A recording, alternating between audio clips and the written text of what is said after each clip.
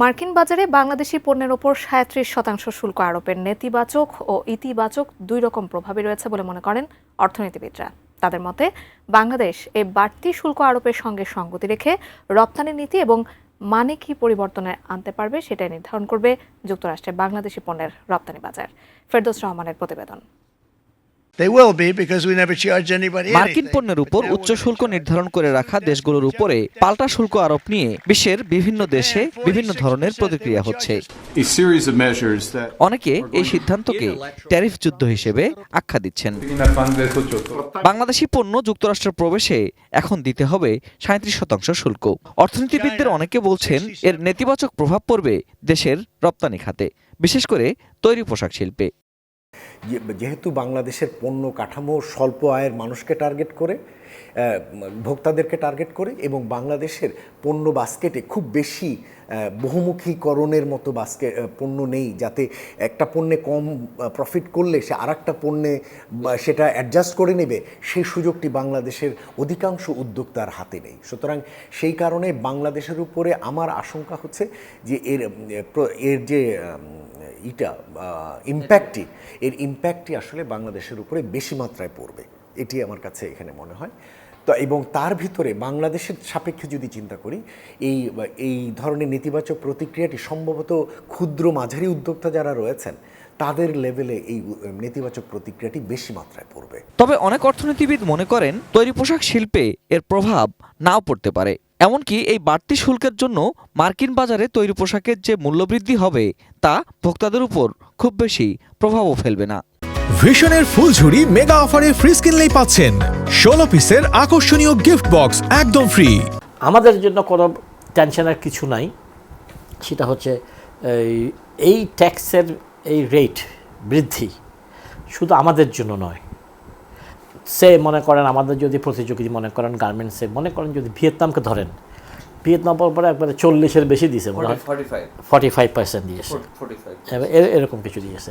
আমেরিকার যেটা middle class এবং আর একটু লোয়ার ক্লাস, ওদের জন্য $4 যা $8 তা, ওদের বাইং ক্যাপাসিটি অনেক বেশি। আমেরিকাতে করোনার সময় $800 করে প্রতি ব্যক্তিকে শুধু অ্যালাউন্স দিয়েছে। সো আমেরিকার অর্থনীতি আপনি বাংলাদেশের মানুষকে বুঝলে হবে না যে দাম বাংলায় চাহিদা কমে, নট রিয়েলি। ওদের দাম বাংলায় চাহিদা কমবে না, কিন্তু আপনার ওদের সঞ্চয় কমে যাবে। এই পরিবর্তনের সঙ্গে তাল মিলিয়ে চলতে গেলে পণ্যের ধরনে ও মানে পরিবর্তন আনার কথা বলছেন অর্থনীতিবিদরা। সঙ্গে মার্কিন পণ্যের বাংলাদেশে প্রবেশে শুল্ক পুনঃবিবেচনার পরামর্শও তাদের।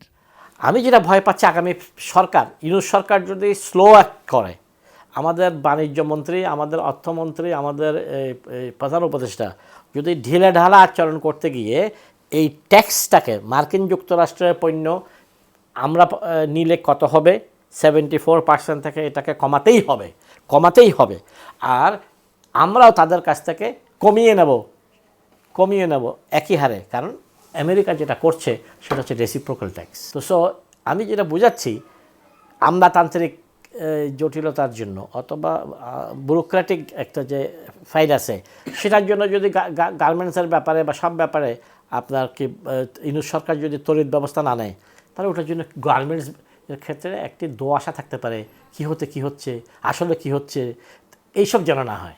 কিছুটা ওয়েট অ্যান্ড সি পদ্ধতিতে আমাদের বাণিজ্য মন্ত্রণালয়, এনবিআর এমনকি পররাষ্ট্র মন্ত্রণালয় উচিত হচ্ছে মার্কিন যুক্তরাষ্ট্র কীভাবে এই নতুন শুল্ক কাঠামোটি অন্যান্য মেজর দেশগুলোর সাথে কীভাবে নেগোশিয়েট করে, এবং সেই দেশগুলোই বা কী ধরনের ছাড় বা কী ধরনের স্ট্রাকচার, এবং তার ফলে মার্কিন যুক্তরাষ্ট্র কী ধরনের শুল্ক ছাড়ের কী ধরনের পদক্ষেপ নেয়, এটা বোঝার প্রয়োজন রয়েছে। এই শুল্কের এই নতুন কাঠামোটি মার্কিন বাজারে যেটি হয়েছে, এটা যে সহসা অনেক কমে যাবে, এটি প্রত্যাশা করাটাও আমার ধারণা কিছুটা অতি প্রত্যাশা হবে। সেক্ষেত্রে উচিত হবে এই নতুন শুল্কের এই বাস্তবতাটিকে মেনে নিয়ে কিভাবে আমরা মার্কিন বাজারে এই বাড়তি শুল্কের ভিতরেও কিভাবে আমরা আমাদের প্রতিযোগিতা সক্ষমতাটি বাড়াতে পারি।